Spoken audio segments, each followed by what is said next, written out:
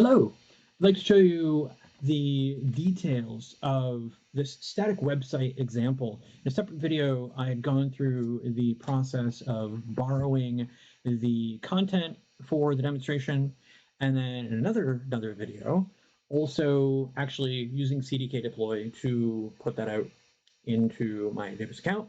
And now I'd like to go and show you a little bit about what was in that example. This is not a full anatomy lesson inside of this set of aws-cdk examples. It's not even really a full anatomy of what's in this one static site, but a few details that I'd like to point out. This example, when I deployed it, was passed a account ID context value, a domain context value, and then a subdomain. Those three values effectively acted as parameters to the CDK deploy. Let's take a look at the actual content that we have in this site. Let's just minimize the terminal at the bottom there. So I just have the clone of the Git repo here that I had used the static site demo and then the static site copied in from those examples. And then inside here, instead of like when you do a CDK init, you get a separate bin and lib folder. Here we have the index.js was generated from my index.ts, but the index.ts was effectively the source code that came in this example from the people who wrote this. And this gives some comments on how it could be modified, but effectively this is going to create a static site. So this is going to deploy a stack using CDK. So we have my static stack site here, and this just instantiates static site, passing in the domain name from the context value that I passed into the CDK deploy, the context value as the subdomain, and then sends those two values into this static site. So then it creates an app and then runs this my static site up here. So actually kicking off an instance of that class with this new action here. So there's further details on setting that up. This grabs an account ID also, and then passes in a particular region. The certificate resource in this particular template, in this particular example, needs to have a little bit more done than is in this template to be multi-region. But it works as written in USEast 1. So just kept that as what came along with the app. So this is the app definition. And the app definition then defines the stack right here. This stack, though, uses this static site type resource. If we go look at not the .js file, that would be something cooked from the build, but the static-site.ts, this particular template here is a construct. So a stack is what you deploy with the CDK app. The CDK stack can be composed of built-in CDK constructs or constructs that you or someone else creates. This one, again, we borrowed from the CDK examples.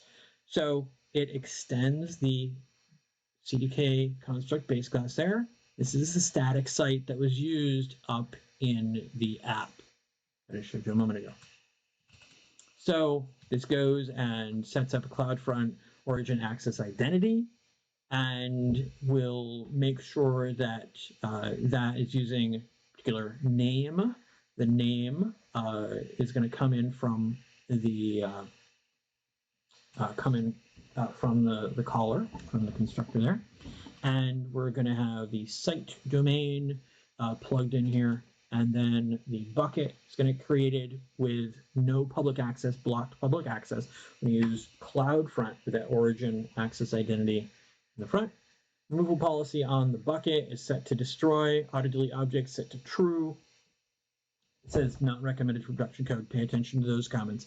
I'm not going to read through all that.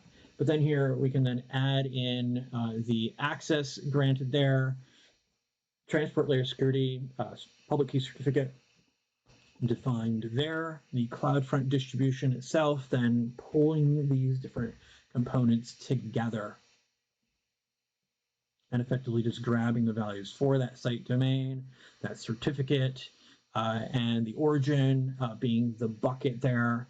And so it just takes these pieces, ties them all together into this CloudFront distribution definition.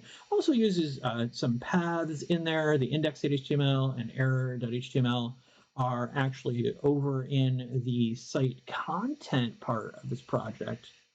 And site contents. And that is the hello world, and then you reached an error page pieces in there. So back over in the, static site. Didn't need to close that, excuse me. We can go back to the static site, TypeScript, there we go. And so we have references to those as well. So again, objects that have been built private or declared previously in the stack, and then those will be part of this build. And then the output here is going to include the distribution that we have for that bucket. And again, DNS record put into Route 53 into the pre-existing zone. So that's a little bit of kind of a, not really details, but just kind of a survey of a little bit of how those different components fit together. Again, this file here, in this case, the static site.ts, is defining a extension of the construct base class. So static site is a construct in this project, and then that is used here inside of the stack. The stack, my static site stack, is then used within the app. So that's the relationship here of these different components. When that's deployed, it will go and create a CDK app. CDK app deploys the stack. Stack uses and leverages off of a construct beyond the built-in constructs for the independent distribution, and bucket, and certificate, and other components. The construct ties those together so that all those tying together details don't need to really be in the stack level. They can be reusable at the construct level. So I hope this helped to understand the relationships there of those different components. Thanks.